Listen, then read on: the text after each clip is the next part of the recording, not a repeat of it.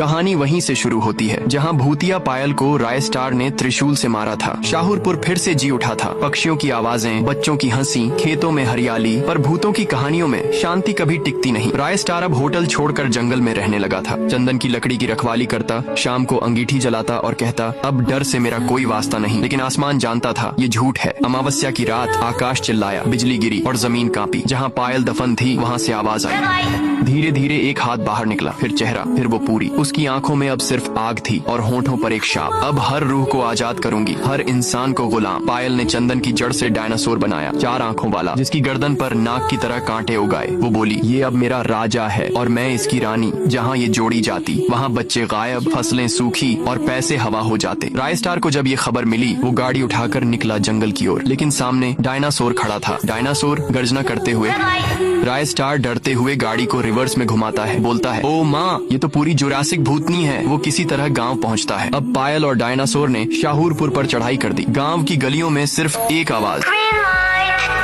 जो हिला वो मारा। डायनासोर खेतों में कूदता, लोगों को चबाता और बोलता, धन भी मेरा, खून भी मेरा। राय स्टार भागकर जंगल के अंदर गया, जहाँ मिला एक राजस्थानी तांत्रिक, सांवला चेहरा, लाल पगड़ी और हाथ में काले धागों वाली छड़ी। वो बोला, भूत की भूख मंत्र से मिटती है। तांत्रिक ने मंत्र पढ़ा, ओम रेतेश्वराय नमः। डायनासोर चीखते हुए धुएं में बदला और एक बाज बन गया। अब पायल आई, रेगिस्तान की रानी, जिसकी आंखों से निकलता लाल तूफान। पर तांत्रिक ने उसके सामने भभूत फेंकी और कहा, तेरा समय अब पूरा हुआ पायल रानी। एक जोरदार धमाका हुआ, पायल जमीन पर गिरी और रेत में मिल गई। तांत्रिक ने फिर राय स्टार से कहा, तेरी पायल मरी नहीं, बस भुला दी गई थी। वो मंत्र फूंकता है, पायल की आंखें खुलती हैं। अब वो फिर से इंसान थी। अब राय स्टार और पायल मिलकर रेड लाइट ढाबा चलाते हैं, जहाँ रात को सिर्फ एक चीज मिलती है, लाल चाय भूतों वाली। और अगर कोई कह दे तो जवाब मिलता है, रुको अब तुम्हारी बारी है।